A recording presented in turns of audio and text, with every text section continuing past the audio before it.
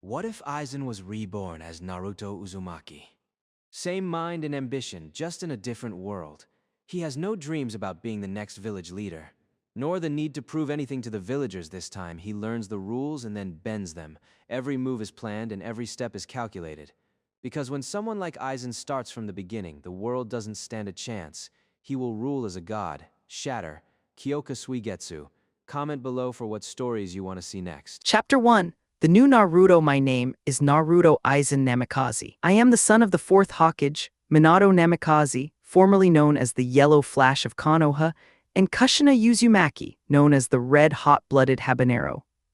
I also carry the Kyuubi no Yoko, the strongest demon among the 9 Biju. My life was not easy, especially when I was young. Being called Demon Brat, for reasons I couldn't understand, followed by glares and whispered curses, scrounging through garbage just to keep from starving, being beaten half to death on more than one occasion. As I said, my life was not glamorous. Not then. Now I am the Uzukage of Uzushiogakure, a village once left in ruin that I built up from nothing, designed to surpass every other hidden village in the elemental nations, Konoha included. Not only that, but I have many beautiful wives who keep me grounded, women I fell in love with and who love me in equal measure. I couldn't ask for more. All I ever really wanted was to be loved and recognized. But none of it would have happened if I hadn't met my sword, a mysterious orb called the Hagioku, and a man I came to think of as a father. Sasuke Aizen, a man who was once a Shinigami of the Soul Society, who betrayed them all in his hunger to become a god. He was eventually defeated and sealed away in prison, but imprisonment gave him time to think, and it also, theoretically, sealed the Hagioku within him, waiting silently for its next successor. His Zanpakuto, which he gave to me, is named Kyoka Suigetsu, Mirror Flower, Water Moon. An ordinary blade in appearance, yet nothing short of extraordinary in what it can do. Complete hypnosis over all 5 senses, with a single glance at the blade. Flawless, truly remarkable. Life is good now. I hold the first triple S rank in recorded history, with a standing order to flee on sight. Not that it matters. They couldn't outrun me anyway. This is the story of how I started from nothing and clawed my way to the top. Come, let me share this journey with you. Love and recognition. 2 words I spent my entire childhood chasing. 2 words that were always just out of reach. I still didn't know exactly why. I just knew that people called me Demon Brat and watched me with glares and whispered things I wasn't supposed to hear. So there I was again, digging through an alley for something to eat. God, this stinks. I'm so hungry. Please let there be something. Oh, hi. An unfinished stick of dango. This'll do for now. I was about to take a bite when I heard footsteps and low chatter closing in from the alley mouth. Shit, I thought. I already knew what was coming. A Jonin in a flak jacket stepped forward, flanked by Chunin and a handful of civilians. They had me cornered. Now you're done for, demon. We'll finally get rid of you. You caused this village so many deaths, so now we're going to end you and avenge our loved ones.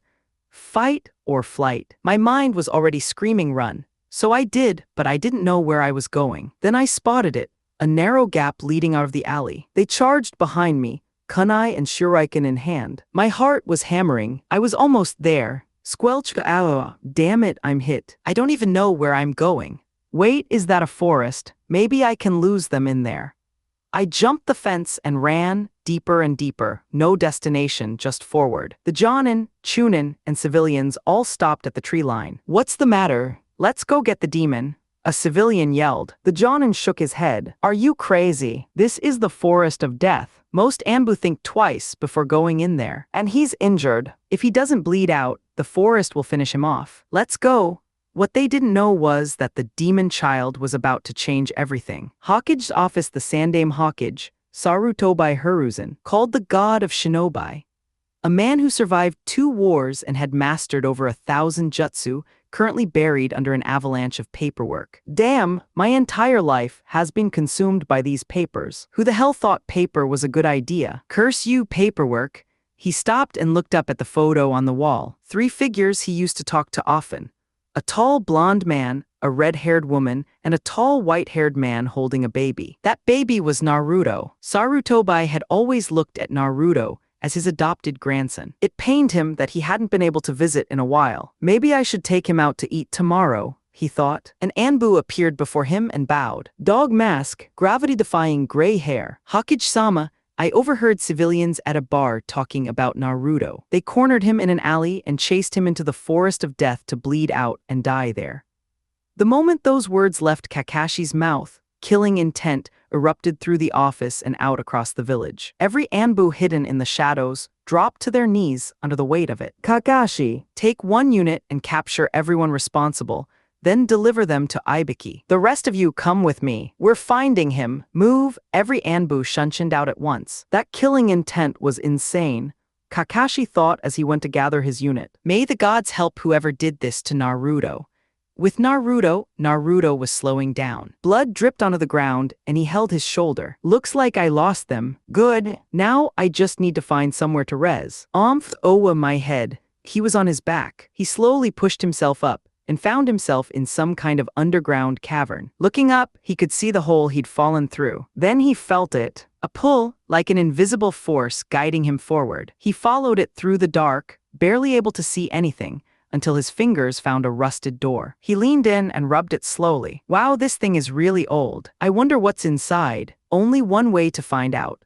The moment he put his hand on the door, electricity shot through him and everything went black. But just before his eyes closed, he felt a strange power coursing through his veins. Mindscape Owa, my head hurts even more now. Where the hell am I? He stood up and looked around. Pure white everywhere. Nothing else. Am I in heaven? He said out loud. No, you are not, said a voice. Naruto spun around so fast, he nearly snapped his own neck. The man who stood before him had slicked back brown hair with a single strand resting gently in front of his face. He was tall, maybe 6'3", dressed entirely in white with a cape that reached his ankles, hands tucked in his pockets. His presence was the quietest kind of dangerous.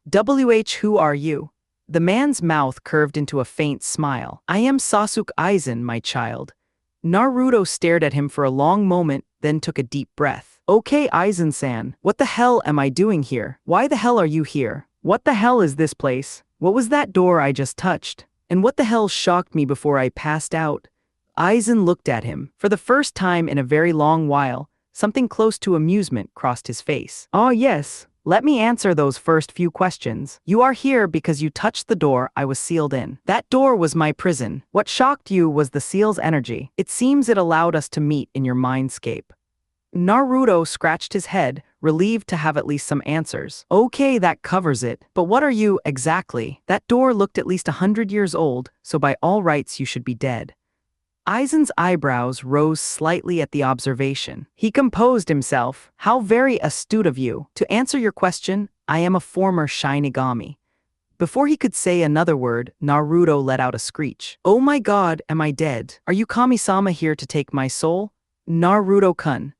Aizen's voice was calm and quiet and carried exactly the kind of weight that made a person stop immediately. Naruto stopped. Before I was interrupted by your outburst, I was about to explain. As I said, this is your mindscape. The fact that you can see me at all is surprising. As for me, I am well past 100 years of age. And no, I am not Kami. Shinigami are the ones who maintain order over souls that have passed on, guiding them to the soul society.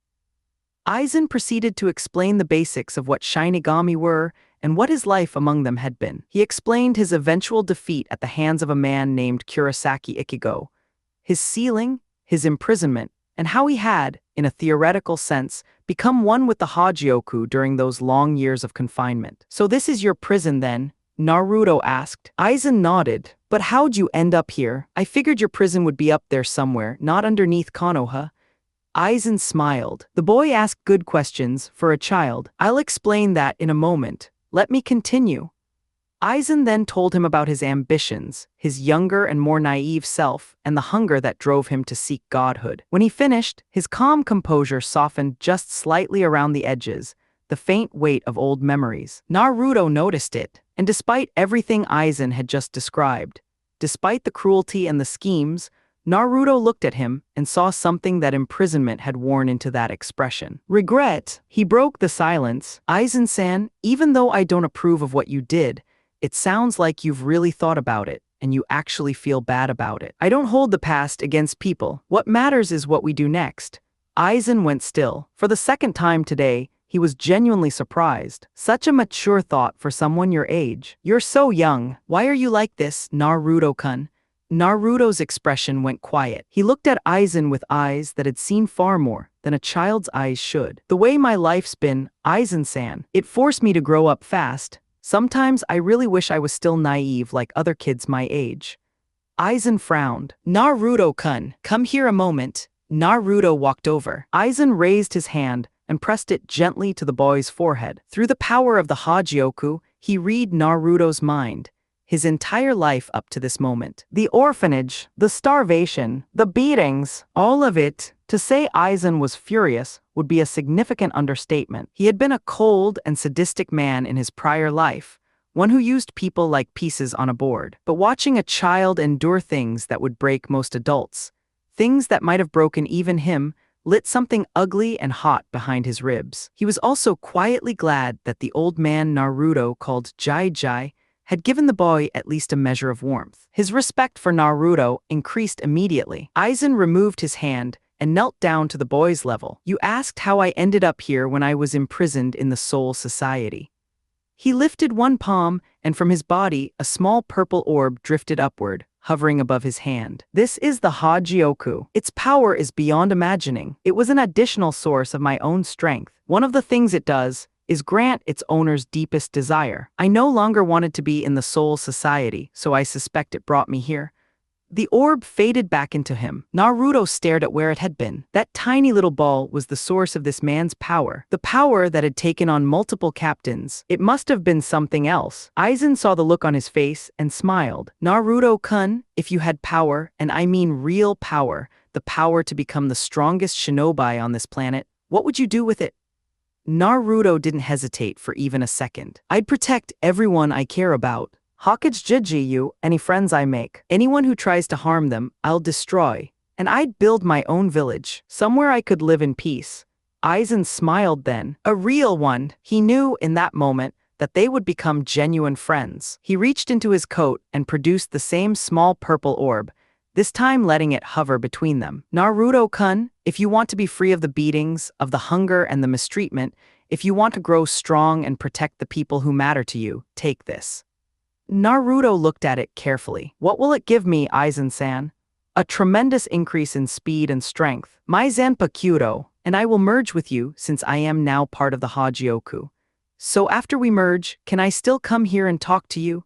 Yes, but only until you've gotten a proper handle on my abilities, both with and without the Zanpakuto. After that, my spirit will fade and be absorbed into the Hagioku, as you will be the new host.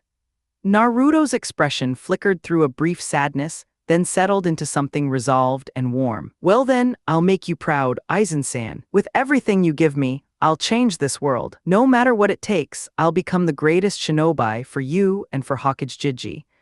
Aizen smiled once more. We have a long road ahead. Once you absorb the Hagioku, we'll merge, and you'll inherit my abilities, though we'll need to refine them. He paused. Absorbing it will hurt, unlike anything you've ever felt. Afterward, you'll wake up, and it should be just in time for when your Hokage Jiji arrives, since this process will alert him. Are you certain, Naruto-kun? Naruto's answer was immediate. Let's do this, Dadibayo. He took the orb. It floated upward on its own, then drove itself into his chest. Naruto looked down at himself, then up at Aizen. Huh? Aizen-san, I thought you said this was going to hurt like nothing I've ever felt before. Aizen smirked. And then Naruto was screaming. As Naruto writhed across the floor of the mindscape, the white space began to dissolve, and Aizen watched him with something quiet and warm behind his eyes. This boy will become someone extraordinary. I can already see his potential. If I train him well, he may surpass me entirely. Interesting, very interesting. The next 4 years will be something to watch. Moments later, Naruto woke up in the same forest, lying where he'd fallen before. Oh my goddamn head. Why is it always my head? Why can't it ever be some other body part?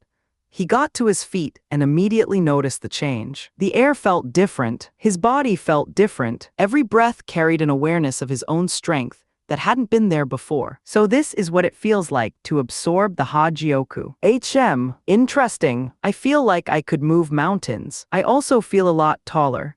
His attention snapped to a point in the trees. A familiar energy, accompanied by 4 others. Right on cue, Sarutobi arrived. Naruto-kun. The Hawkage landed and stopped dead. The boy standing in front of him was not the short, scrawny kid he remembered. Before him stood a young man of 5'6", clothes torn just enough to reveal the definition of muscle beneath. Every slight movement, even breathing, showed the shift of muscle under skin with almost no effort at all. Several of the Kunoichi, accompanying the Hawkage, as Anbu went visibly red. A particularly purple-haired shinobi seemed especially affected. Sarutobi snapped out of it when he heard a familiar voice. Ohio Jai Jai. Sarutobi cracked a small smile despite everything. Only one person called him that. Naruto-kun, what happened to you? Why do you look like a young adult? Ah, yes. Jai Jai, matters regarding this should be discussed in your office, away from prying ears. Naruto's eyes flicked toward the Anbu. Sarutobi stared at him. Where was the hyperactive blonde who yelled everything, who could barely sit still, who ended every sentence with Dadibeo? The person in front of him now was calm, collected, composed. Okay, Naruto-kun, let's head back to my office. And with that, they left. Sarutobi's office over the course of an hour and a half. Naruto explained everything, starting with looking for food, the mob in the alley, the injury, running into the forest of death, falling into the cavern, the rusted door, Aizen, his past, the Hagioku, and the merge that changed everything. Sarutobi pinched the bridge of his nose with his eyes closed, feeling a migraine crawling in. Kami, first the paperwork and now this. Though if what he's told me is accurate, he may already be able to surpass his father and me with the right training. Should I tell him? I want to assess what he's gained first, make sure he can defend himself before I reveal the secret. He opened his eyes. Naruto-kun, what kinds of abilities have you gained from the merge? Naruto started to think, then paused as a voice surfaced in his mind. Naruto-kun, Aizen-san, yes, it is me. Tell your Jai Jai that you will have an exceptional boost in power and speed. You've also absorbed enough of my intellect to make learning and mastering new skills, including jutsu, significantly easier. Aizen's voice continued. You will also be able to access Ryatsu, the spiritual side of chakra. In practice, this will make your techniques in the Shinigami arts far more powerful than standard jutsu. And lastly, there is my sword. It has a name, but you will need to discover it through training and meditation. Its special ability is complete hypnosis over an opponent. You will be able to control all 5 of their senses simultaneously. You can strike and kill without them ever knowing they were in an illusion. Do you understand, Naruto-kun? Silence. Naruto-kun? Naruto was sitting there with his jaw somewhere near the floor, and his eyes so wide they looked ready to fall out of his head. After a full minute of processing, he finally gathered himself enough to address Aizen. Aizen-san. Aizen cut him off immediately. You will refer to me as Aizen-sensei from now on, since I will be training you starting tomorrow. Ah, right. Okay, Aizen-sensei. Should I tell him everything you just told me? Aizen considered it. Tell him everything except the sword's ability. That will be your trump card, and knowing you as I'm beginning to, you'll likely use it instinctively at the right moment anyway.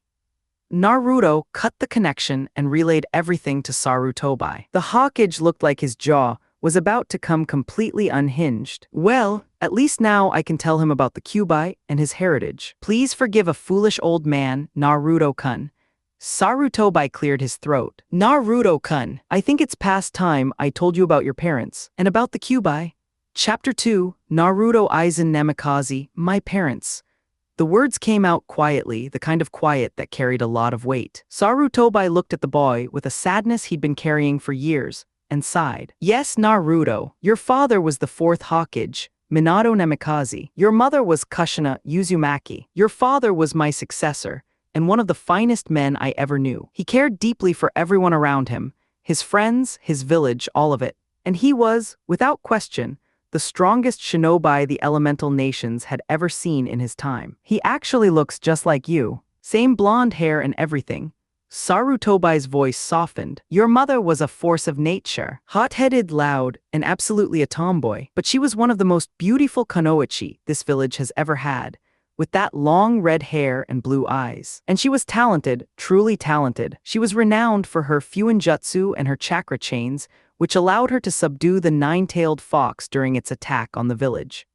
He met Naruto's eyes. Listen to me clearly when I say this. They both loved you. During Kushina's pregnancy, they couldn't stop talking about you, about how they couldn't wait to see what kind of man you would grow into. They loved you so much, they were willing to give their lives for yours. And they did. Sarutobi ended with a long, quiet exhale. It wasn't long before Naruto was staring at the floor, tears falling silently from his eyes. After a few still seconds, he said one word. Why? Then the pressure hit the room. It erupted without warning, a surge of force that made the Anbu agents in the shadows break into cold sweats, and made the god of Shinobi himself suddenly feel like he was breathing through wet sand. Every muscle in his body went heavy. He managed to lift his head just enough to look at Naruto. Purple Ryatsu was streaming from the boy, surrounding him invisible currents of energy. This was not chakra. Sarutobi had never felt chakra like this. This felt like pure, compressed power being pushed outward. My god, this feels like killing intent, but so much stronger.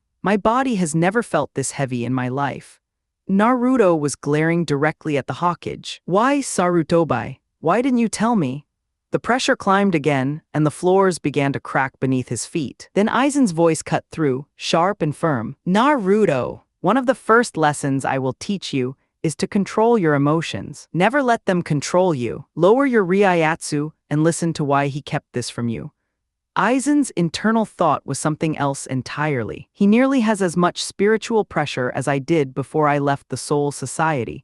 And this is right after the merge. What's terrifying is that in a couple of years, if he trains, he may surpass mine entirely. It's possible he won't even need to throw a punch in some fights. He'll just flex and people will fold. The next 4 years will be very interesting indeed. Naruto reined it in. Slowly, the pressure lifted. The Anbu quietly started breathing again. Naruto still had tears on his face, but his voice had dropped back to something more controlled. Why, Jai? Sarutobi fixed his clothes, steadied his own breathing, and looked at his adopted grandson. I'm sorry, Naruto-kun. What you need to understand is that your father was considered so dangerous, he ended an entire war with a single technique. He was the first shinobi ever given a double S rank, with a standing flee-on-sight order attached to his name. If other villages had learned he had a son, they would have come for you immediately. I could not allow that to happen. Naruto processed this in silence. His father had been so feared that entire armies had orders to run from him at first sight, and he had ended a war with one move. Amazing was the only word his mind produced. Aizen, observing from within, was also quietly impressed. Well, now I understand why merging with this boy was the right choice. He will become very powerful indeed.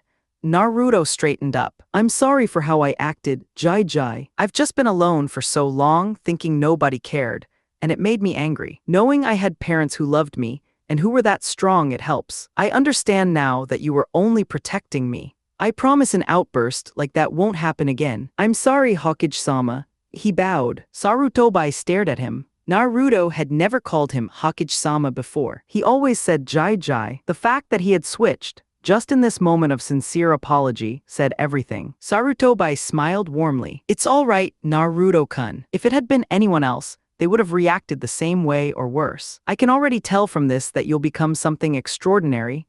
He paused. Naruto, do you want to know why the villagers call you Demon Brat? Something shifted in Naruto's expression. Curiosity and pain mixing together. The nine-tailed fox that attacked our village on the night you were born could not be stopped. Your father, even with all his power, couldn't destroy a tailed beast of that caliber. So he did what he believed was right to save his village. He sealed the fox inside you. You saved Konoha that day, Naruto-kun, and your father's last wish to me was that the village would see you as a hero for it. But people were still in shock, still grieving. Some of them never got past what happened, and they took their pain out on you. Naruto went wide-eyed. Everything suddenly had context. The names, the glares, the hatred, all of it. Jai, if I saved the village, why do people hurt me and try to kill me?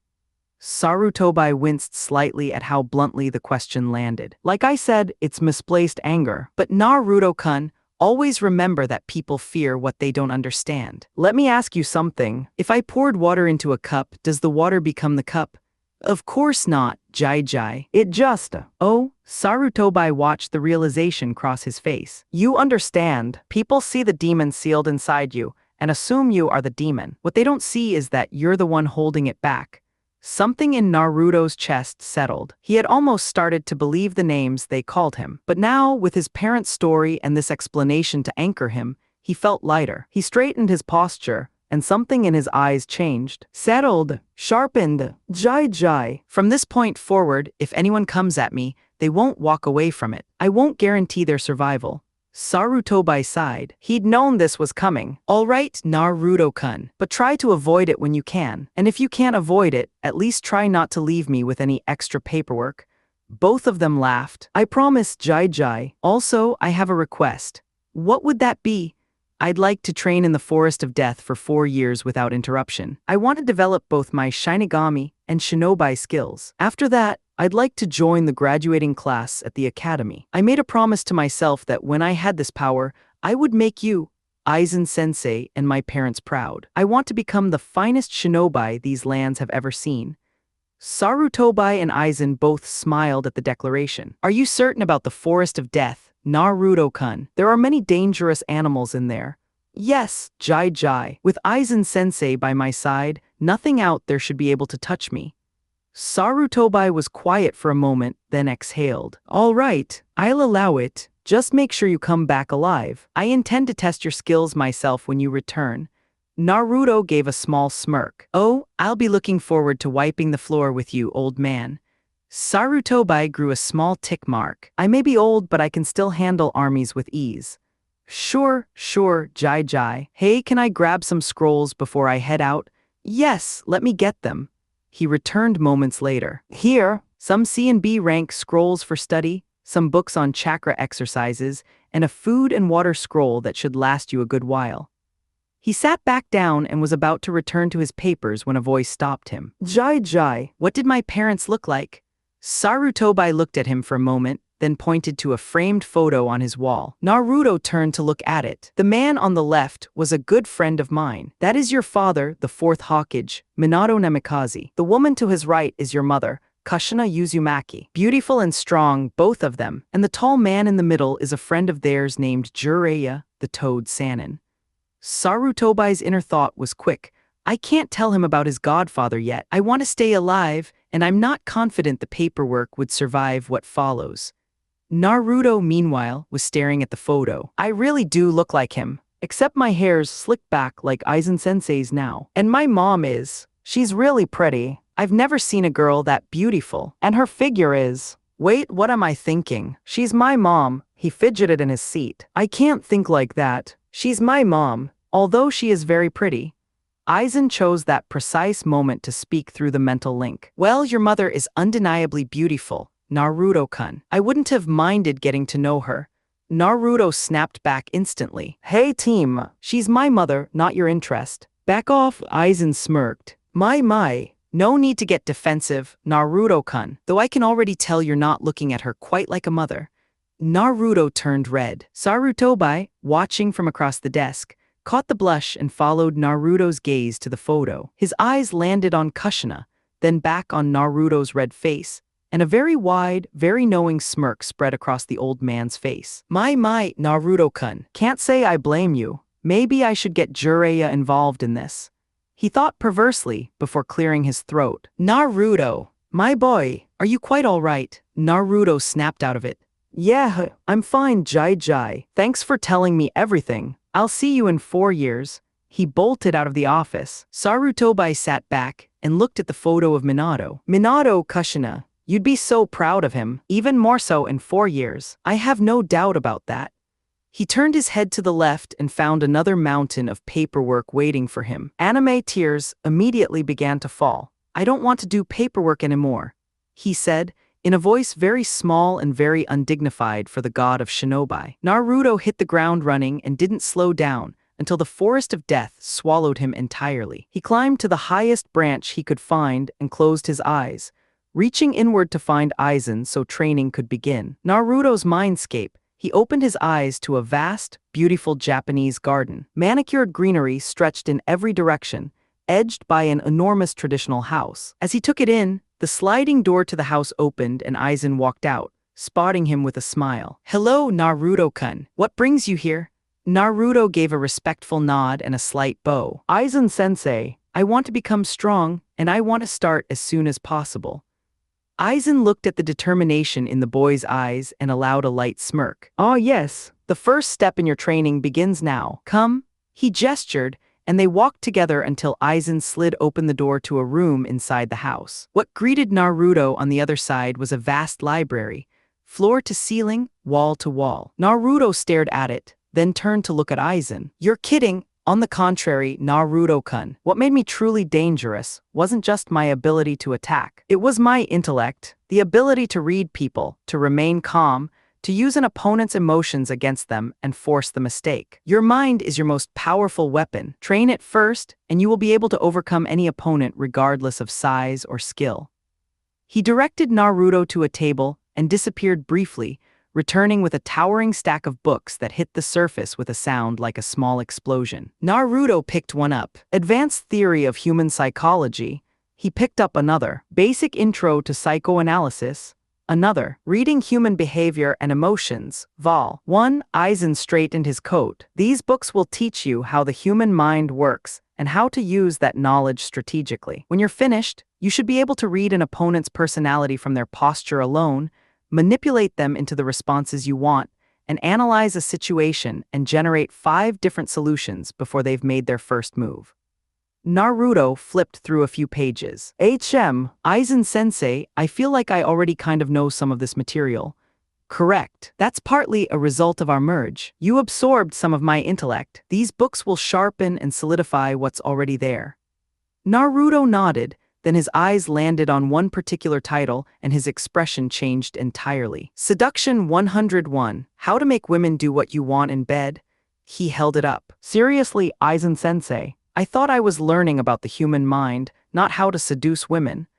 Aizen lazily picked at his ear with his pinky. Naruto-kun, can you lower your voice? And yes, seriously, the art of seduction is the art of influence. You may face female opponents who intend to kill you. Knowing how to redirect their focus or disarm them verbally is a legitimate combat skill. You may be able to avoid an entire battle with the right words and the right posture. And on a more personal note, by the time you're done reading it, you'll find that women tend to be quite drawn to you. Aizen smiled. Naruto turned scarlet. Aizen-sensei, he whined. He looked back at his sensei and found that gaze completely, utterly serious. Naruto exhaled heavily. Fine, I'll read it. Aizen's smirk widened just slightly. I thought you'd come around. Now, every day you'll spend time here in the mindscape. Every 2 to 3 days, you'll wake up to eat and drink from the supplies your Jai gave you, and to make sure you haven't been stepped on by anything in the real world. Once you've read the books and passed the assessment I've designed, we'll begin physical training. The spell work doesn't require books since I'll teach that directly. Naruto nodded. Understood, Aizen-sensei. I can't wait to try everything out in the open. Aizen smiled. Good, now read. All of them. Come find me when you're done. Hi! 100 plus books, and 1 month later Naruto slid the door open and entered the living room quietly. Aizen was reading, as he often was. Naruto spoke without preamble. Aizen-sensei, I believe I've read and internalized everything, from human psychology to emotional pattern recognition to... He paused. The other material. I'd like to take the assessment. Aizen looked up from his book, studied Naruto for a moment, then set it down.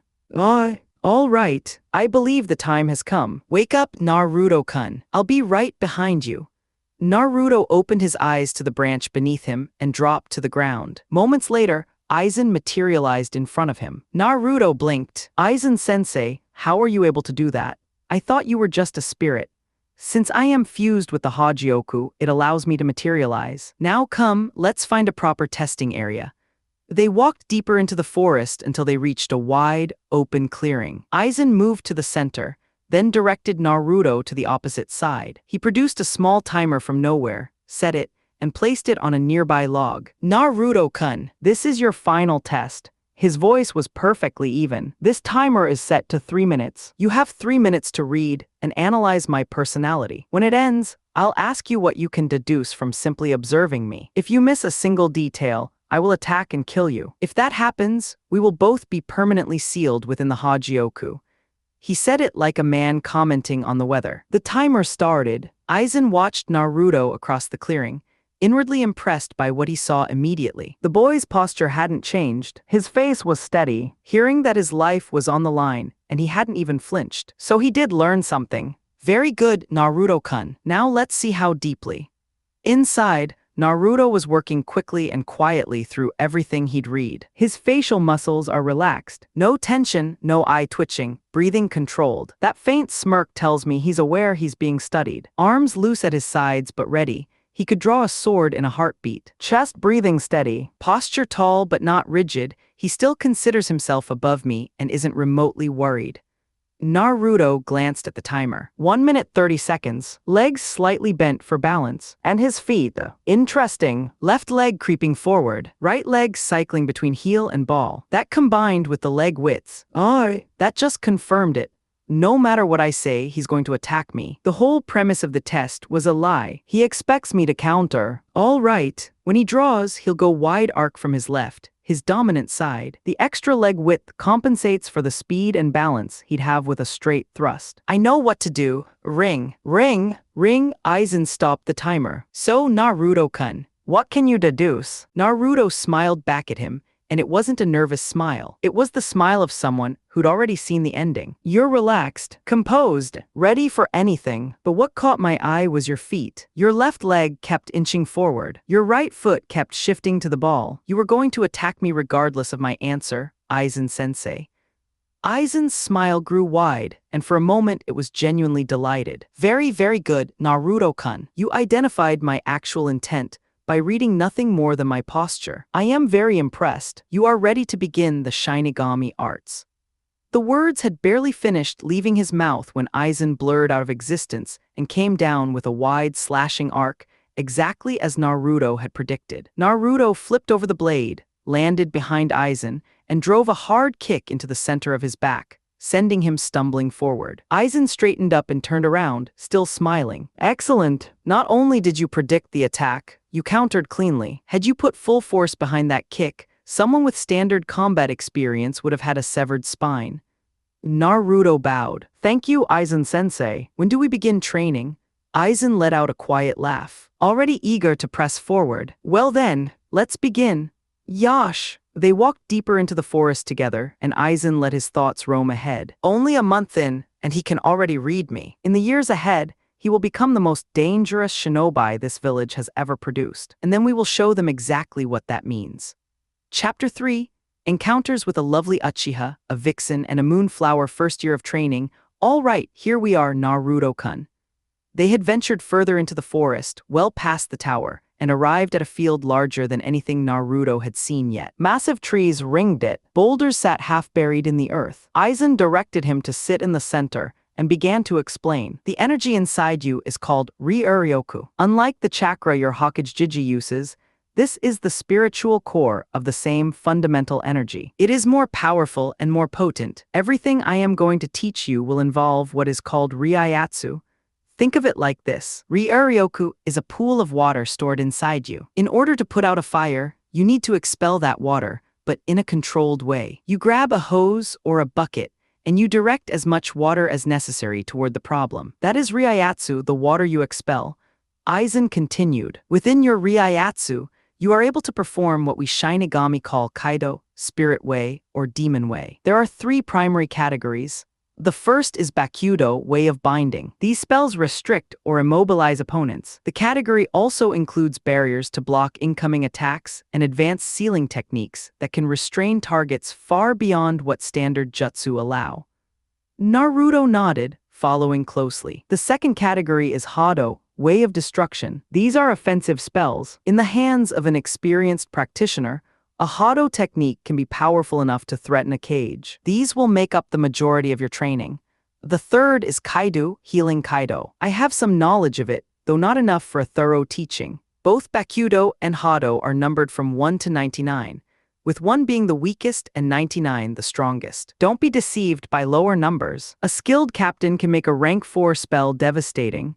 He paused. Each spell also has an incantation. Reciting it before casting amplifies the technique considerably, but costs time. Casting without the incantation is faster but weaker. With enough training, even the incantation-less version can become quite powerful. Are you keeping up, Naruto-kun? Naruto nodded. Yeah, the energy stored in me is Ri-Uryoku. What I push out is Ryatsu. The spells that use it fall under 3 types. Bakudo for binding and defense, Hado for attack, and Kaido for healing. The spells are numbered by strength, and the incantation makes them stronger at the cost of speed. Very good.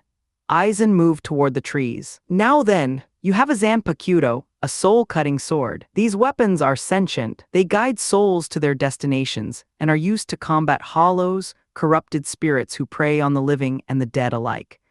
A Zanpakudo always has a name, and it has a spirit. You discover it through Jinzen, sword meditation. The spirit will test you, and if you prove worthy, it will tell you its name and grant you access to your Shikai, the initial release. The release phrase will transform the blade. There are 3 forms: Sealed State, Shikai, and Bankai, the final release which increases your power 5 to 10 times. Bankai is achieved by dominating your Zanpakudo's spirit within its own world.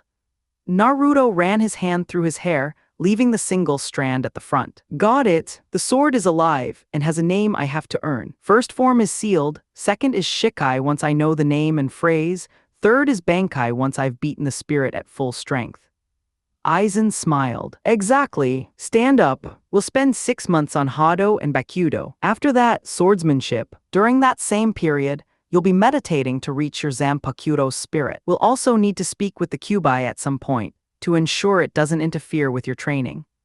Naruto stiffened slightly at the mention of the Kyuubi, but straightened and followed Aizen toward the training dummies. Let's go then. Good. Your first spells are called Sho and Byakurai. 5 months later, Hado no. 4. Byakurai.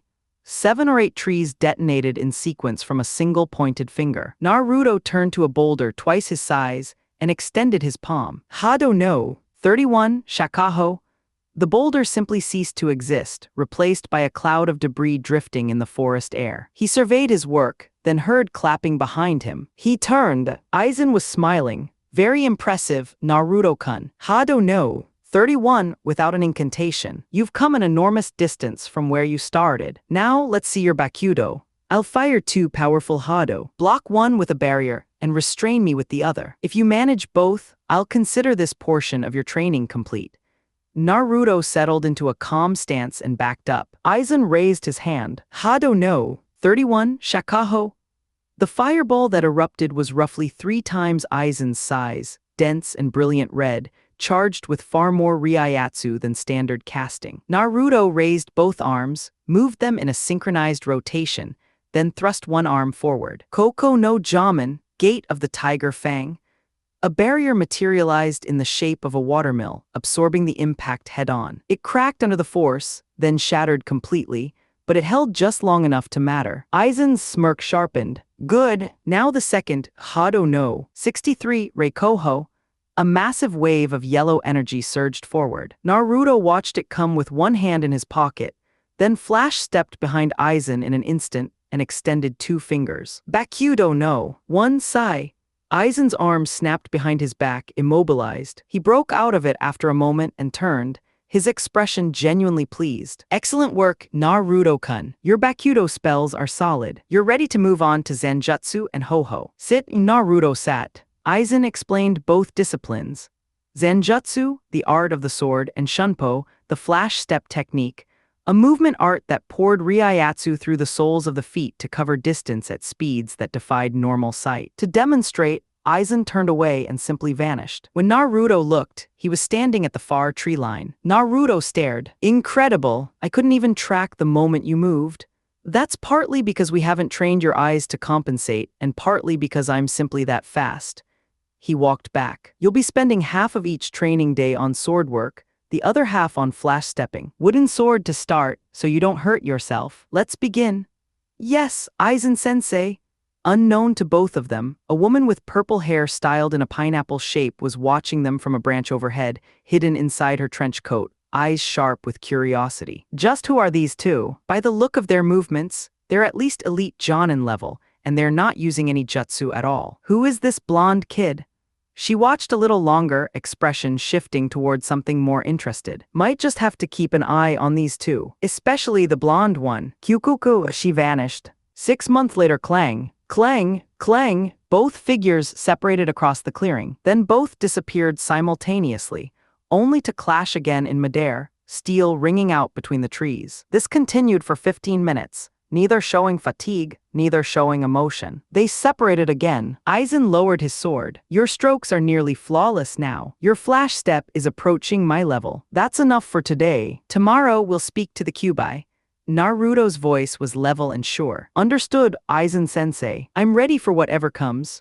Aizen smiled. Good. Rest. The next day, Naruto rose early and slipped into meditation, reaching for the Kyuubi's mindscape. Kyuubi's mindscape drip, drip, drip, a sewer, dark, damp, faintly wrong in the way only old enclosed spaces can be. He walked forward, then a full growl erupted from somewhere ahead, powerful enough to make his hair and clothes press back like wind through a window. He kept walking. A massive cage came into view, sealed with a tag. Then a voice, vast and male and ancient. Well, well, it seems my insignificant vessel has finally come to greet me.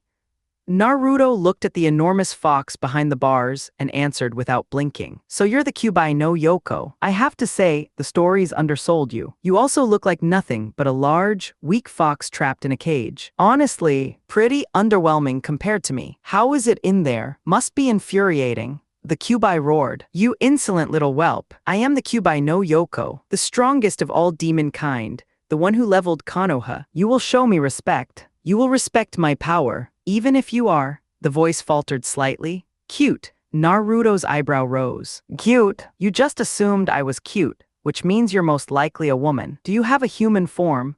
A brief, genuinely startled silence from inside the cage. Then more carefully, why yes, I do, Naruto-kun.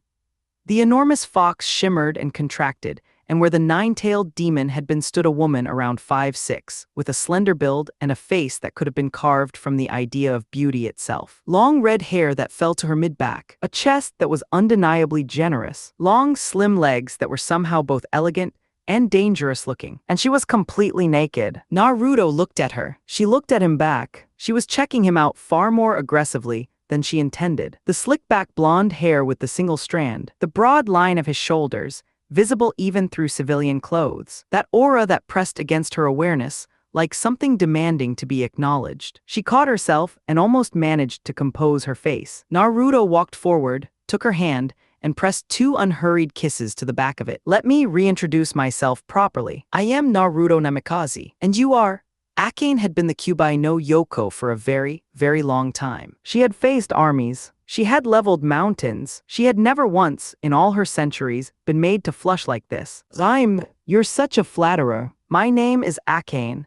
Such a beautiful name for such a beautiful woman. Tell me, Akachan, I'm here to find out whether you're going to be a problem for my training. I intend to become the most feared shinobi in the elemental nations.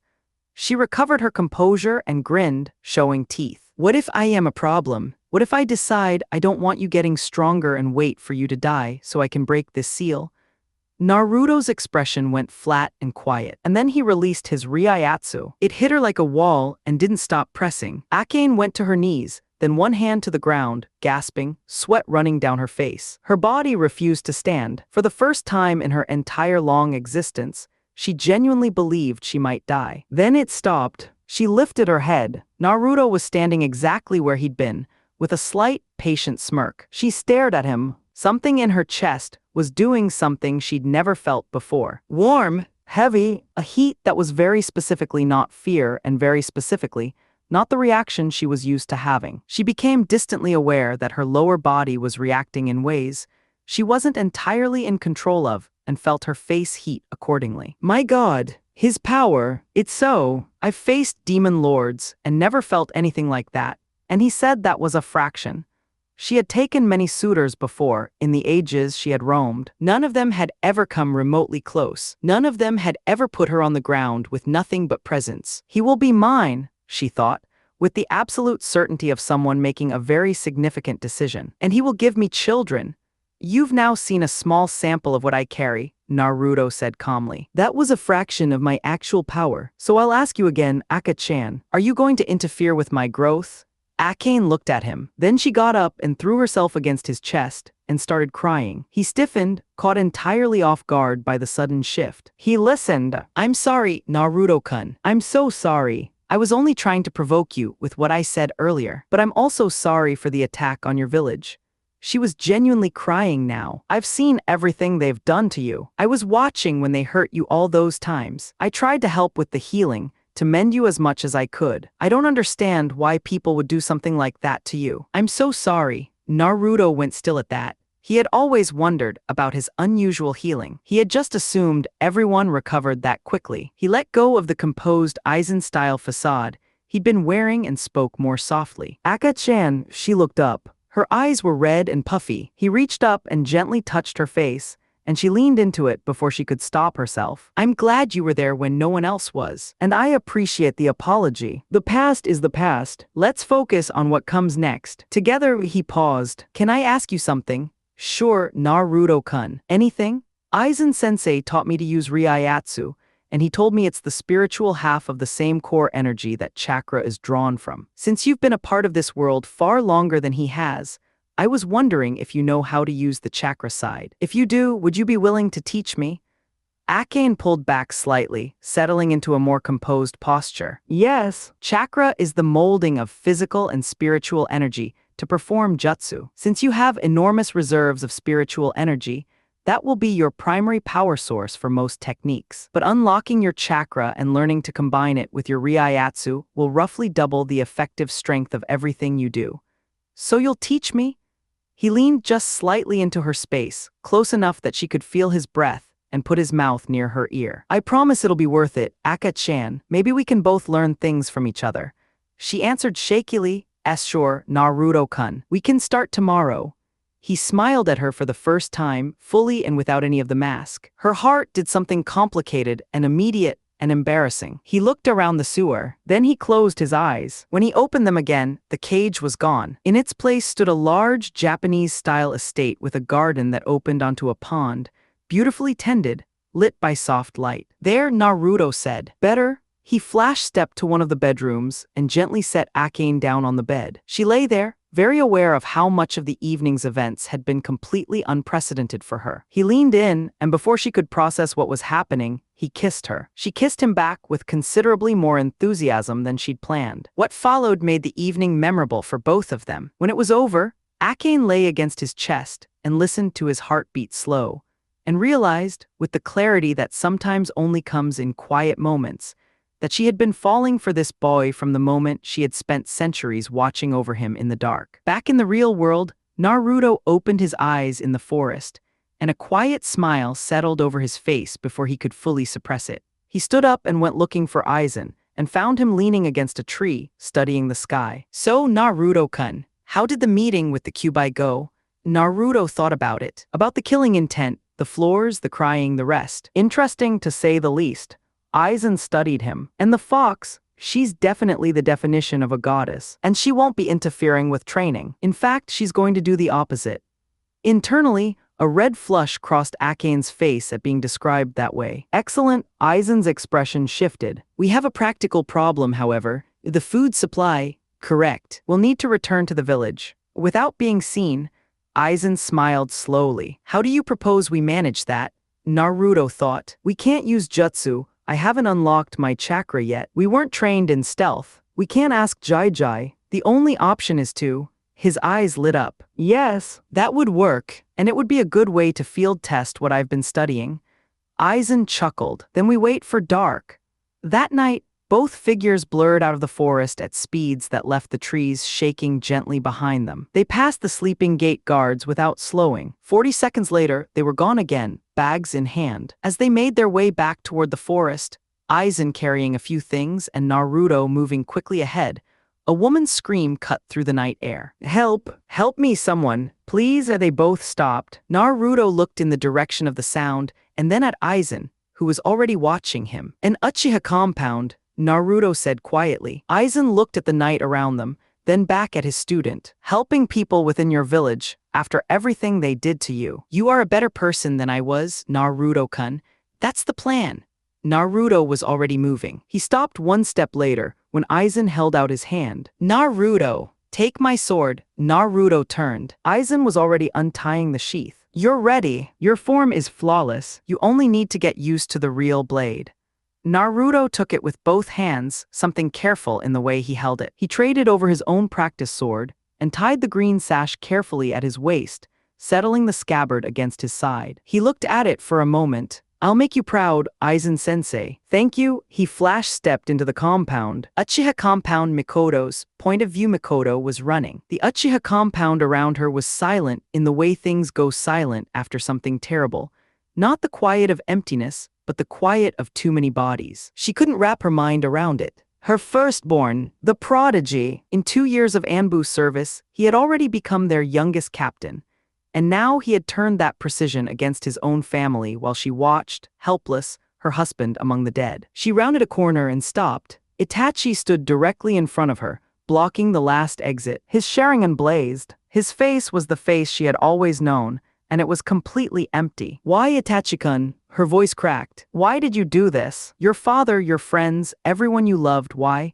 To test the limits of my abilities. His voice hadn't changed. Sasuke is alive. I've placed him in a genjutsu. He will hate me for this. He will dedicate himself to killing me. That is what I need from him.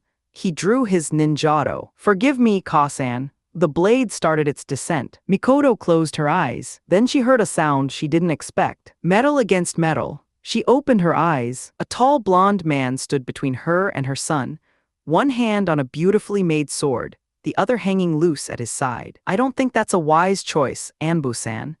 Naruto's point of view, he had entered through the main gate and done a quick sweep. Single strike kills throughout, clean and fast, someone who hadn't wanted to linger.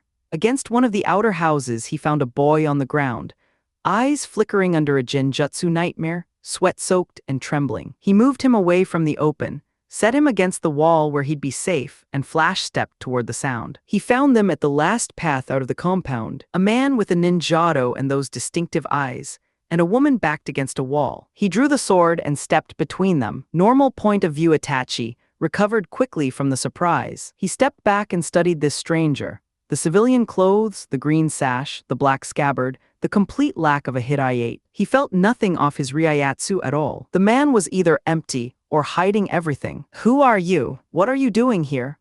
I heard someone screaming and came to check. I'm a concerned citizen. Naruto tilted his head. Although from the way you drew your sword, I'm going to guess you're not Anbu anymore after tonight. So tell me, why kill everyone here? I'm curious to hear the real reason. Itachi replied without inflection. To test the limits of my abilities. Naruto looked at him evenly. I don't believe that. If testing your limits was the goal, you'd have done it against other Anbu, not people who clearly weren't going to challenge you. So what's the actual answer? For a brief moment, something in Itachi's expression shifted, just slightly. Then he charged, sword raised. Naruto caught the blade with a single hand and pushed it sideways without visible effort, then stepped back and glanced at Mikoto. Don't worry about your face like that. This will be quick. Mikoto blinked, face heating instantly. Then she caught herself and started cataloging the man in front of her with the part of her brain that had been a kunoichi before it became a housewife. He was blocking Itachi. Itachi, who was an Anbu captain. Itachi, who had just eliminated an entire clan compound in a single evening, who moved at speeds that should be untouchable. And this man had parried him with one hand while looking somewhere else. Her thoughts briefly went somewhere she considered deeply inappropriate given the circumstances. Naruto assessed Itachi between exchanges. His form was good. His footwork was excellent. Those eyes were something he'd never seen before. Clearly Dijutsu. Clearly tied into something that went well beyond physical enhancement. Itachi ran through hand signs. Katen Gakekyu no Jutsu. A massive fireball erupted from his mouth. Naruto flash-stepped through it. One moment he was there, the next he was directly behind Itachi, close enough to whisper. Too slow, Anbu-san. Itachi's eyes went wide. He hadn't caught even a frame of movement. What followed was brief. Naruto moved through Itachi's taijutsu with the relaxed ease of someone who had trained against Aizen for 6 months, and considered Aizen's speed a useful benchmark. When Itachi broke out a particularly advanced stance, Naruto simply slipped around it. When Itachi began to visibly tire, Naruto spoke. You're running low on chakra. You're slouching and your breathing's changed. I think I'm done playing. He exhaled once and released his Ryatsu. Itachi went to both knees. His hands pressed flat against the ground, and he breathed hard, something pressing down on every part of him from all directions. It stopped after 30 seconds. Itachi looked up. Naruto looked back at him with a mild expression. That was my raw power alone, a fraction of my total. There is no point in continuing. I'd like to propose something instead. Itachi, for the second time tonight, was genuinely off balance. What? I haven't enrolled in the academy yet. When I do graduate and make Chunin, I plan to leave Konoha and build my own village. I want you as one of my first captains. You're strong, even if your current techniques don't reach me, and I can see your potential. I'd like to give you the chance. Itachi stared at him. You intend to build a village? I do. The details can wait until you've decided, but I can end this right now if you prefer. Itachi said nothing for a long moment. Then, what is your name? Naruto Namikaze. Mikoto's thoughts stopped entirely. Naruto, Kashi-chan's child. Itachi had heard that name before, under different circumstances. The Jinchuriki, the boy the village had spent years making miserable. He'd been one of the Anbu, assigned to watch him as a protection detail, though Naruto had never known. He heard Naruto's awareness of incoming signatures before he consciously sensed them. Your Jai and 4 others are close. Make your decision. Itachi came to his feet slowly. I'll consider it. This was a mission. I'll be marked as a missing nin after tonight. If your prediction about our paths crossing again is right, I'll have my answer by then. He turned to leave, then stopped. Naruto-kun, I knew your parents. They were good people. They would be proud of you. Naruto stiffened for a fraction of a second, then softened. I know. That's why I'm doing this. Itachi disappeared into the dark. Naruto turned to Mikoto. She was still standing against the wall, a little stunned, which was understandable given the evening she'd had. Are you all right? He asked. Easy tone, warm but not condescending. She launched herself at him and buried her face in his chest and started crying. He put one hand on her back and rubbed slowly, saying quiet things that helped her breathing slow down until the worst of it had passed. When she pulled back a little, he got a proper look at her. Fair skin, long black hair framing her face, lean build, and clearly a kunoichi by the muscle definition in her legs, though the grief and the shock of tonight had made her look smaller than she probably was. She was also looking at him in a way she was clearly trying to manage and not entirely succeeding at. I'd love to stay here and hold you, Mikoto-chan, he said, but I have to go soon. She blinked, then collected herself enough to tease back. Already? Am I that bad of company? He laughed just slightly. Not at all. Any man in his right mind would enjoy exactly this. Would it help to know I'm enjoying it? She turned red right up to her hairline. Akane's internal voice drifted through his mind with a distinctly territorial edge. He chose not to engage with that particular observation right now. He stepped back and gave them a little space. Jai will be here in seconds. When he asks, tell him everything that happened. I think he'd at least like to know I'm still alive. She nodded then quietly. Are you really leaving this village? He paused. Then he looked at her directly. Yes, when I make Chunin, I'm going. I want to go with you. He studied her face. Why? You've been here your whole life. You still have a son here. Sasuke will want revenge after tonight. I've already tried to redirect that. I don't think it's going to work. I want to start over somewhere. I want to build something new. Her eyes were steady. I've thought about this.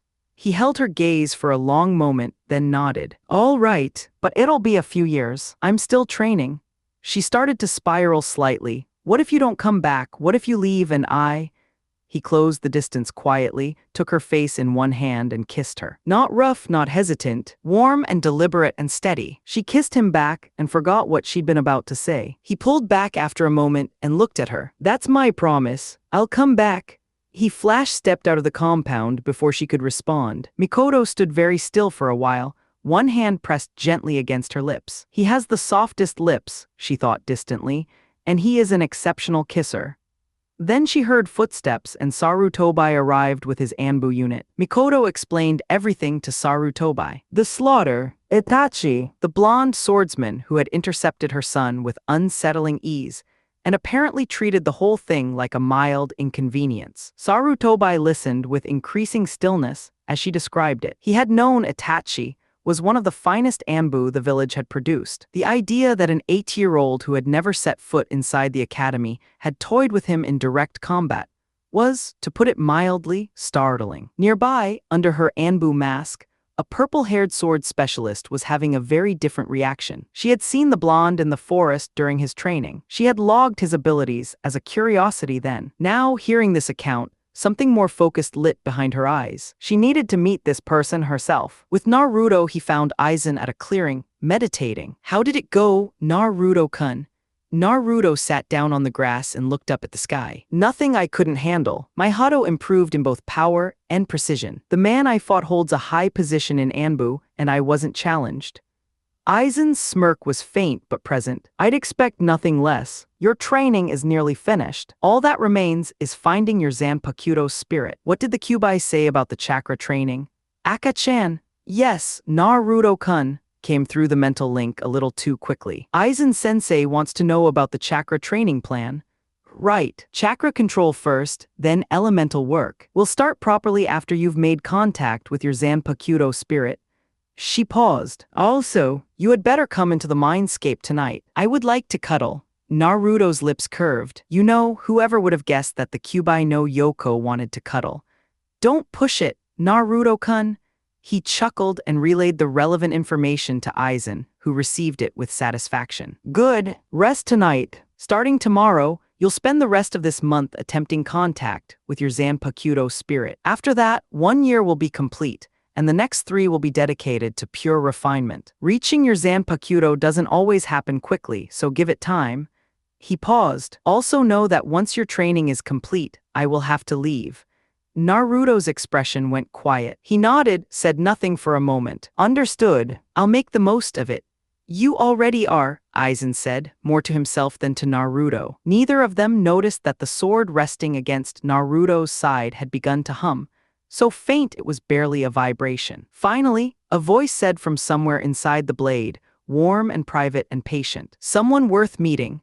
That night in the mindscape, Naruto and Akane talked for hours. She told him what she'd kept hidden all this time, that his mother had been her previous vessel, and that she had been manipulated into the attack on Konoha by a man named Uchiha Madara. She cried. He held her. He made a quiet promise to find that name in the world and settle it properly. She lay against him later in the dark of the mindscape, and understood something she hadn't been expecting to understand. She had been watching over this boy, healing him where she could, for as long as he had been alive. It had taken one evening of honesty and warmth for her to realize that watching over him had, at some point, become something a great deal more specific. She just needed to find the right moment to say it out loud. 1 month later, end of year 1, a month of meditation and still no contact. Naruto cleaned the blade one more time and placed it across his lap, closed his eyes, and breathed. This time, something felt different. The feeling built slowly, then all at once, like pressure becoming presence, and he opened his eyes. Kyoka Suijutsu's world afield, at night. A pond in the center,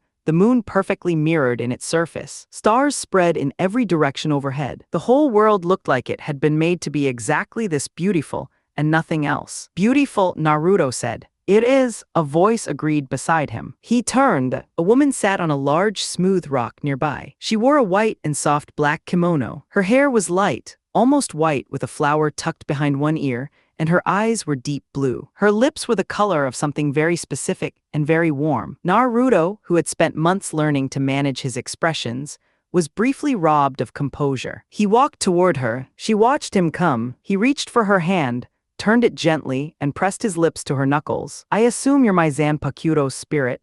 She was absolutely blushing. No one had ever been this direct with her this fast. I have been waiting to meet you, Naruto-kun. You're even more handsome up close. Thank you. Though I find myself unable to think of a single word that fully accounts for you. She went redder. You're very smooth. I only say what I see. He held her gaze. You said you've been watching. What have you thought? Your resolve doesn't waver. Your determination is absolute, and I already know you'll surpass Aizen in how you use me. She paused. Do you know my name? Quiet settled over them. She waited, barely breathing. Of course I do, Naruto said softly. It's an honor to meet you, Kyoka Suijutsu. She lunged forward and kissed him with everything she had. He was briefly startled, then gave her exactly what she needed. One hand rising to her face, mouth meeting hers with warmth and intention. When they finally separated, She curled against his chest and pressed her face there. "I'm so glad you know my name," she whispered. He rested his chin on top of her head. "With you beside me, we'll change things together." He stayed a while longer, talked with her, and then kissed her forehead gently before fading back. Kyoka sat on her rock and looked at the moon's reflection in the water. A voice came from behind her. She turned. Akane was leaning against a tree with her arms folded, watching her with an expression that was part amusement and part recognition. "So you met him too?" "Yes," Kyoka said. "He's wonderful," Akane said. "He is." A pause. "How did you know I'm already in love with him?" "I've barely met him." "The look on your face when you talk about him." Akane smiled. "Same look I get." Kyoka blushed. Then quietly, "At least we have that in common, among other things." Akane nodded toward the mansion. "I think we're going to have company in here from now on." "Good," Kyoka said, the beginnings of a small smile. It was getting very quiet. Back in the real world, Naruto's Reiatsu surged as his eyes opened, denser and more present than before, a physical weight that pushed against the air around him. Aizen appeared at the edge of the clearing. "You found its name. Your Reiatsu has changed."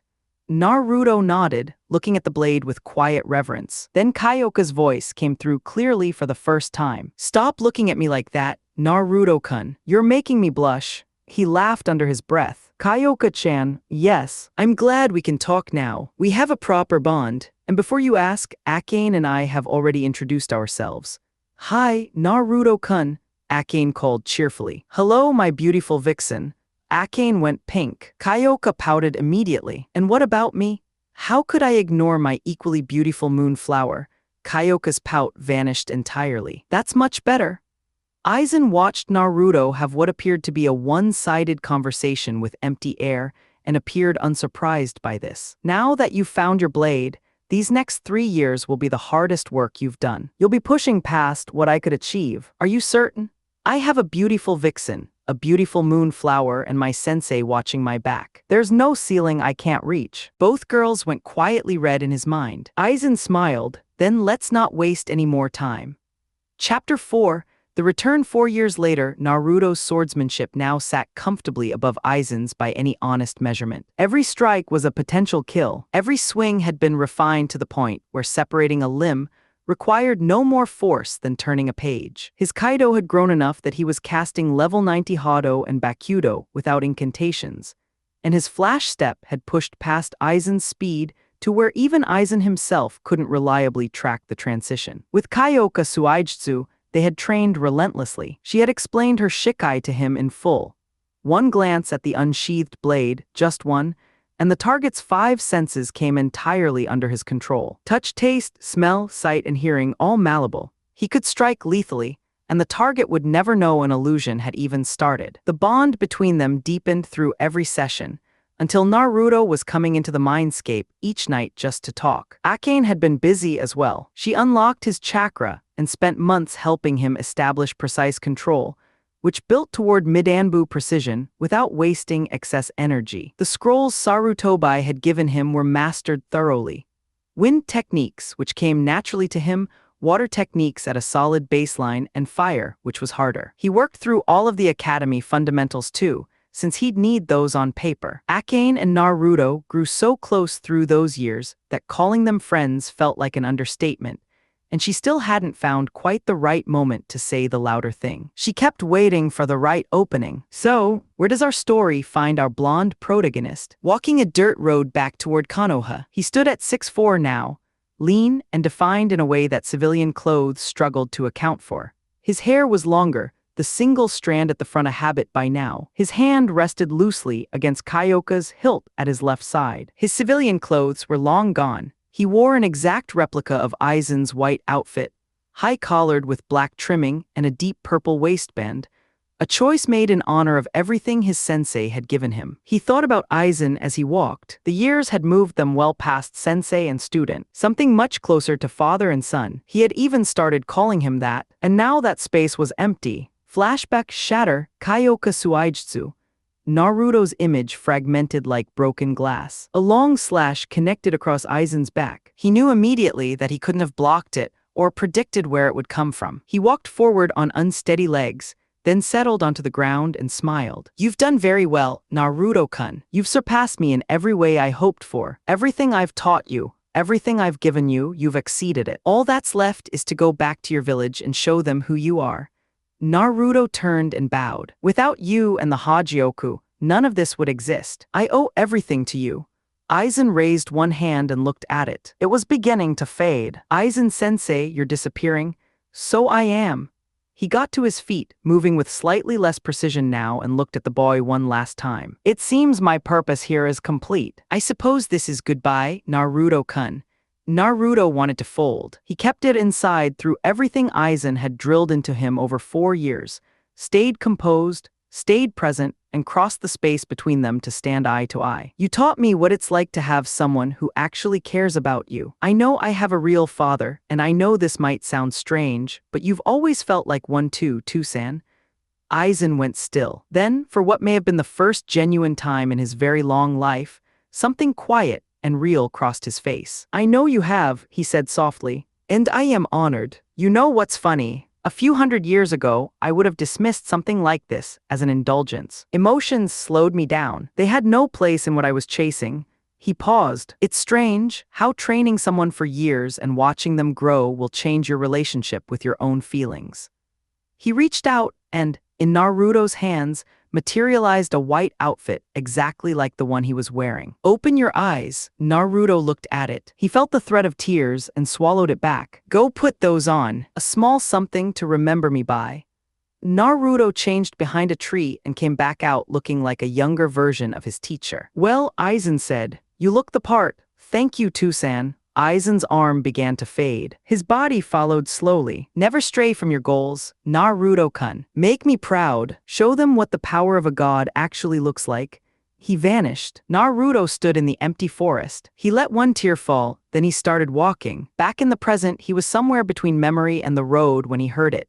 Several sets of footsteps in the trees and brush, and underneath them, a woman's scream. He was already moving before he'd made the decision to move. Hopping through the canopy, he arrived at the scene quickly. 3 shinobi, not from Konoha, surrounded a woman on the ground. She was injured, multiple cuts and bruises, clothing partially torn. She wore a Hidayate from Konoha. Her eyes were the same deep red as Itachi's, but where his had been cold, hers were striking in a completely different way. Then he processed what the 3 shinobi were doing, and what they were about to do. His blood ran cold, then hot. He flash-stepped, and had the leader's head removed before the man had finished the motion. Kurenai's point of view, she had closed her eyes. She had been preparing herself for something she could not stop, accepting it because there was nothing left to do. Nothing happened. She opened her eyes. The man who had been about to hurt her no longer had a head. Standing next to where he'd been was a tall blonde man in white with a sword in his right hand.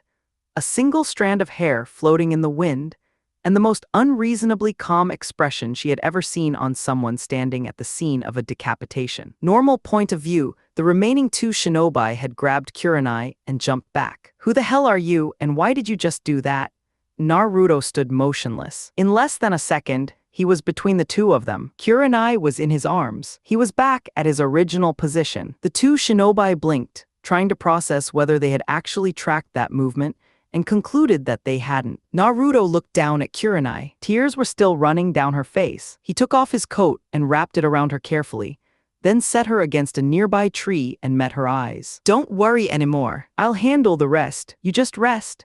Something about his voice or his coat around her shoulders, or possibly both, made her feel something she didn't have a word for yet. He turned back to the remaining 2. You 3 were about to do something that, in my estimation, warrants a death sentence. I think you can work out which thing I mean.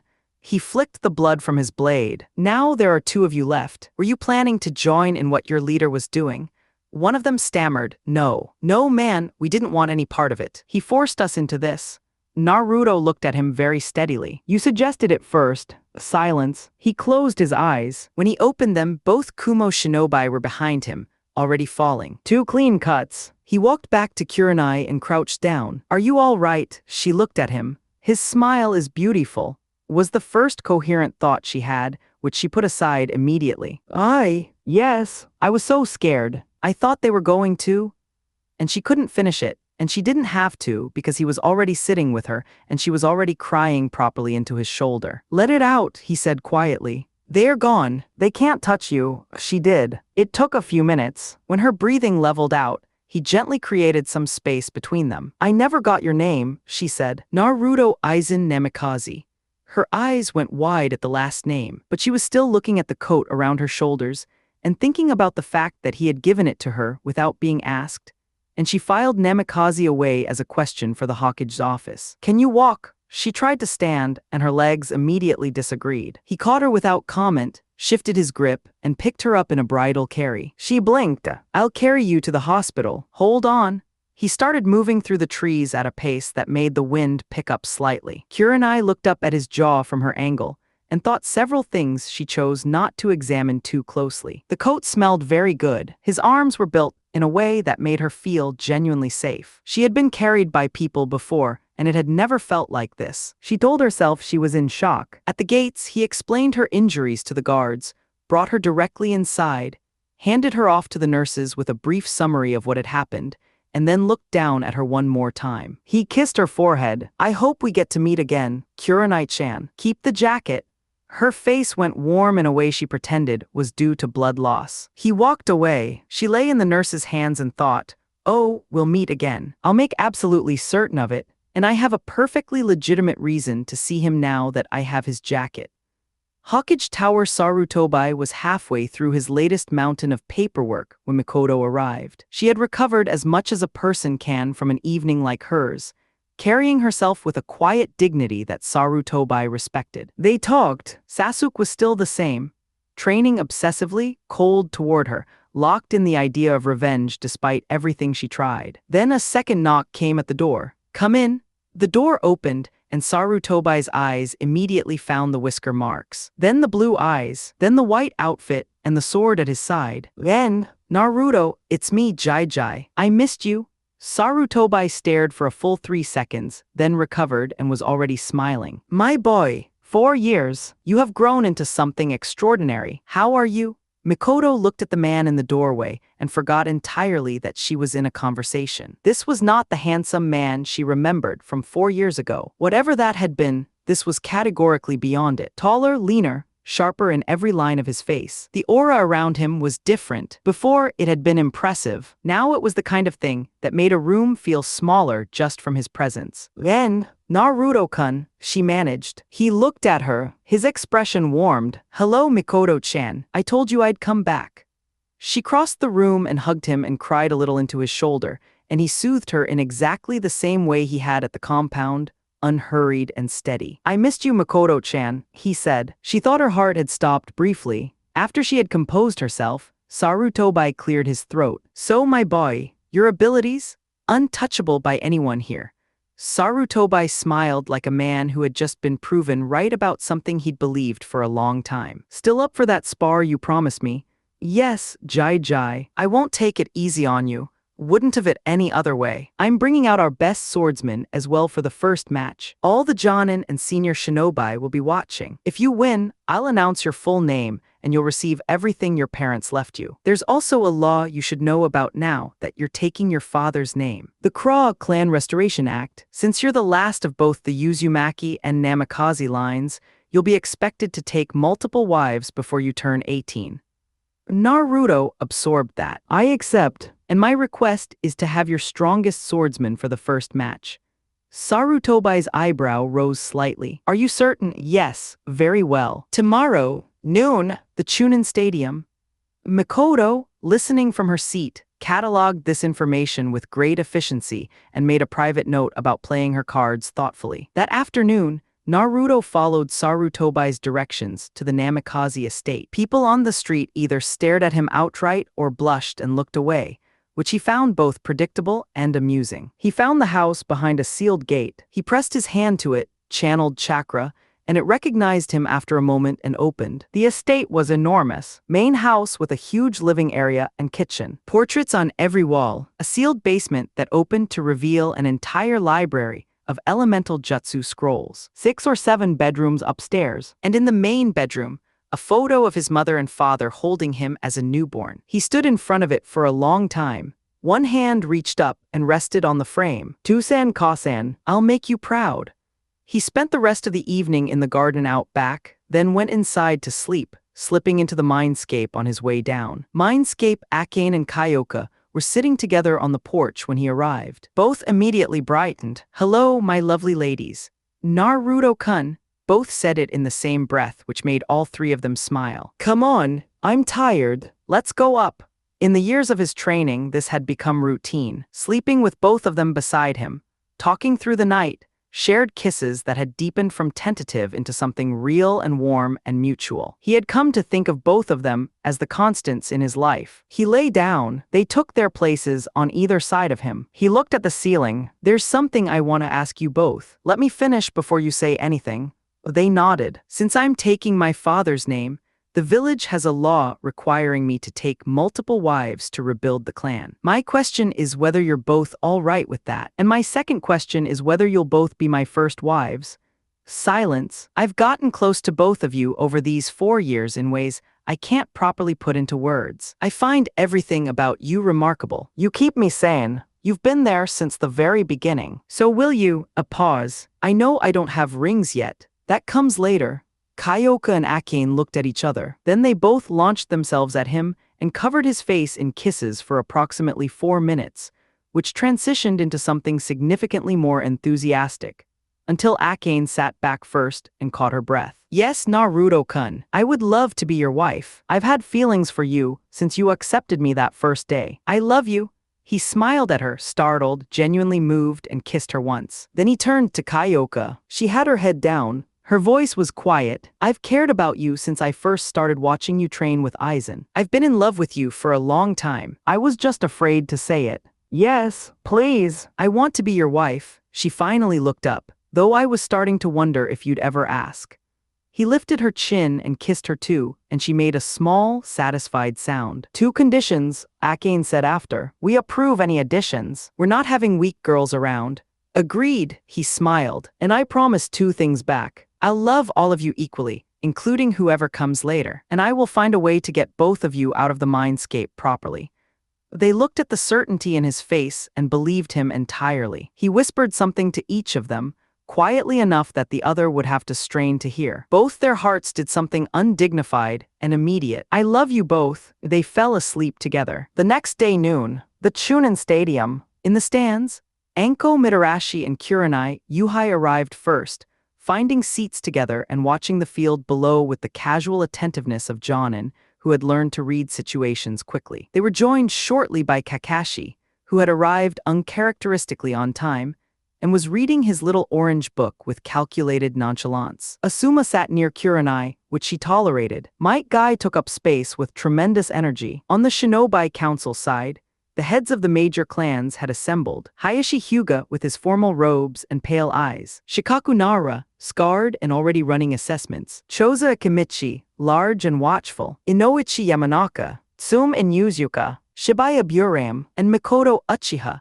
who had activated her Sharingan the moment she heard a woman she didn't recognize call out his name from the Jonin stands. Sarutobi addressed the gathering briefly, then gave the signal. Naruto walked in, hands in his pockets, white coat moving with the small wind across the open stadium. He moved through the space slowly, eyes passing across the crowd and cataloging, unhurried, completely unimpressed. Every kunoichi in the stadium thought at least 2 things in rapid succession. From the Jonin stands, Kurenai said his name without meaning to say it at all. Naruto-kun. He found her immediately and smiled. Hello, Kurenai-chan. You look lovely, she blushed. Anko stared at her, then at him, then back at her with the expression of someone who had just located an extremely interesting piece of information. You know him, Anko said. That's the kid from the forest, the one with the sword. He saved me, Kurenai said quietly. From what? 3 Kumo shinobi. They were going to, she paused. He got there in time.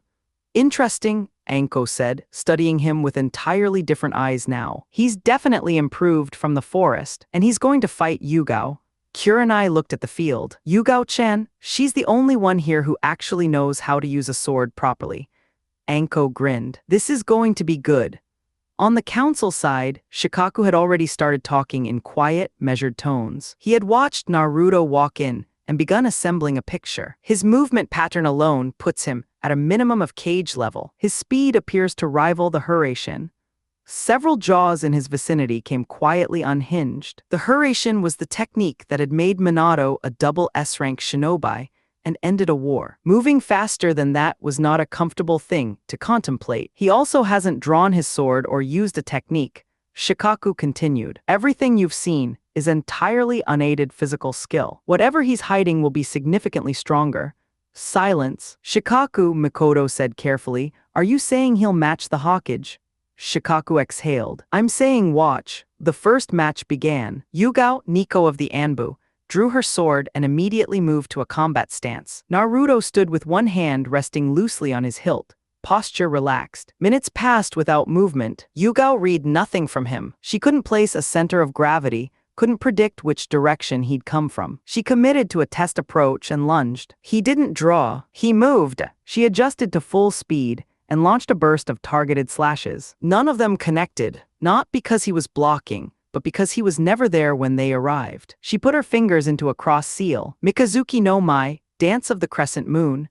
3 of her converging from all angles simultaneously. All 3 blades struck the same spot.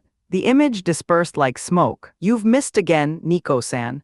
His voice came from behind her. You'll need to try considerably harder. She turned. Her breathing had changed. What technique was that? Utsusemi. I move fast enough to leave an afterimage. My actual speed cannot be matched within this village. In the stands, Guy said, very seriously, he's faster than me with my weights off and 2 gates open. Every Jonin nearby turned to look at him. He nodded. It's the truth. Kakashi had his Sharingan uncovered, watching with real focus for the first time. Well, it's about to get more interesting. Shikaku was nodding quietly at his own conclusions. Yugao charged again at full capacity. She was pouring everything into it. She brought her sword down toward his head, and he raised his left hand and stopped the blade with a single finger. One finger, holding her sword still while she pushed with both hands. He was already gone. Her awareness caught up to the fact that he was directly behind her, close enough that she could feel the warmth of his presence against her back, his chin resting on her shoulder. Please forfeit, Nico-san, he said quietly. You're genuinely skilled with a sword. You have my respect. Let's end this here.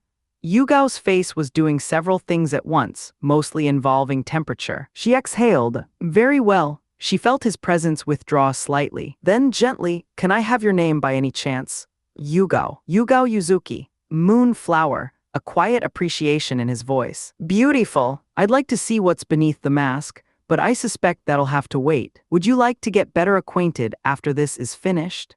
She tilted her head toward him just enough to answer without words. He stepped back and nodded to Sarutobi. The winner, Naruto Namikaze. The stadium went completely still. Then several people began shouting. The demon brat? No way that name is real. The Yondame's son? Sarutobi's killing intent, brief and precise, shut every voice in the vicinity. Naruto is in fact the son of the 4th Hokage. I have the documentation to verify it, and I want every person in this stadium to understand that the treatment this boy received was a direct violation of Minato Namikaze's dying wish.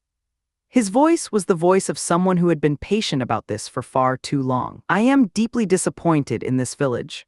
The Shinobi Council heads were very quiet. Then Hayashi Hyuga, Byakugan still active, attempting and failing to track any of what he had just witnessed with his eyes, began to clap. Others followed. The stadium filled with it eventually. Mikoto let out a "Go, Naruto-kun," loud enough that every head on the council side turned to look at her. She turned away and pretended her cheeks were not as red as they were. Kurenai shouted the same from the Jonin stands, and then looked away for the same reason. Naruto, standing on the field, allowed himself the faintest smirk. Second match, Sarutobi shed his robes. Naruto still had one hand in his pocket. The opening sequence was Sarutobi reaching into his full arsenal.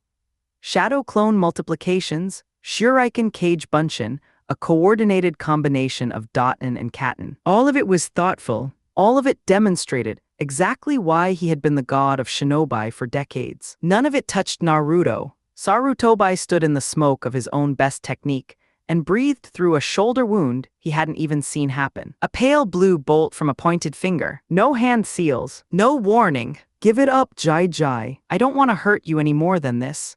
a blade at his throat. Sarutobi laughed through the pain. You have grown so much. You've surpassed your parents, Naruto-kun. Both of them, they would be so proud. Naruto stepped forward and hugged the old man, careful of the shoulder, and the old man hugged him back. Arigato Jai Jai. That means everything to me. Now let's get you patched up. I also have something important to discuss. Sarutobi spoke to the stadium. Winner Naruto Namikaze. Silence. Then Shikaku sighed. I told you, he never drew his sword.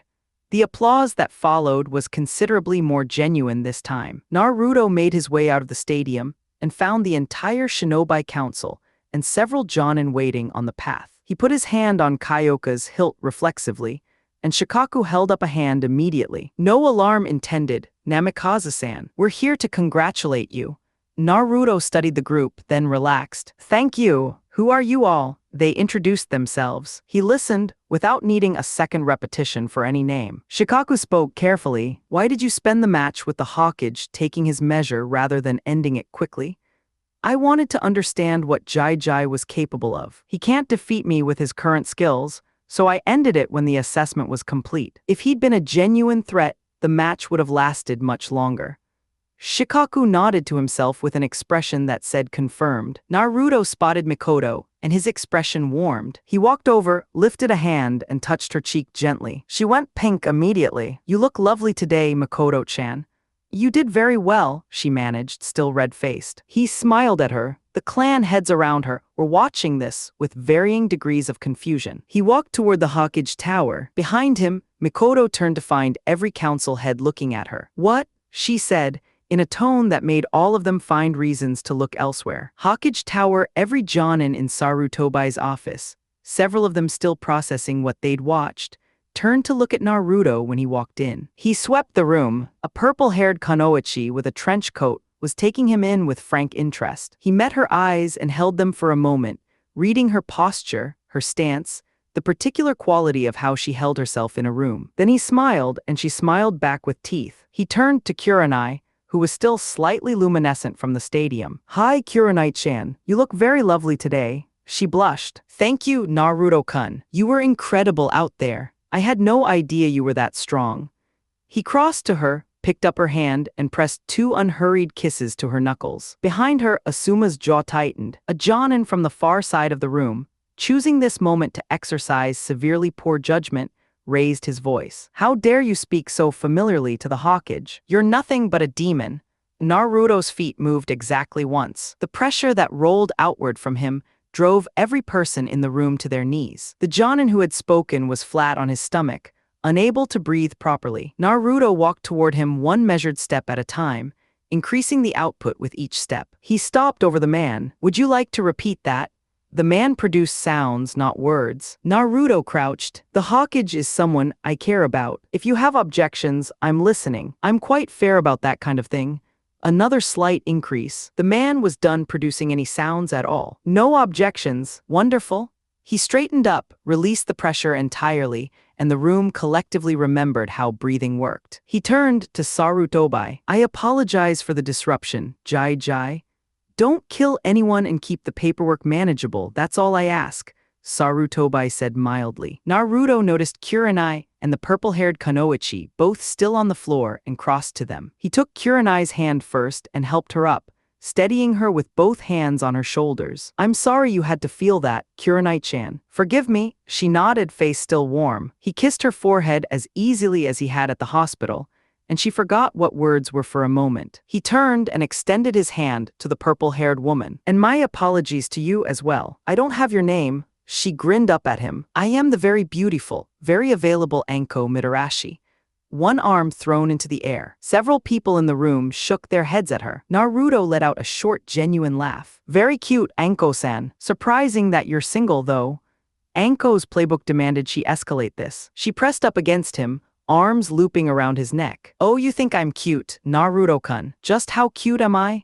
He looked at her with a complete absence of panic, leaned to her ear, and said in a very low, very deliberate voice, I find you very cute, Anko-chan. Drawn to you, actually. What would you do if I kissed you right now? Tell me to stop, because I don't think you'll be single much longer. She opened her mouth to deploy a response and found that there wasn't one ready. Her face was doing something it hadn't done in years. He was good at this, genuinely good, in a way that made her feel like the one off balance. He drifted a kiss along the edge of her jaw. Her grip on him tightened. He moved up cheek, corner of her mouth, and she was absolutely about to. He stopped a centimeter away and pulled back. Gotcha, Enko Heim. Now you know I'll always leave you wanting more. She stood with a glazed expression for 2 full seconds. In the mindscape, Akane and Kayoko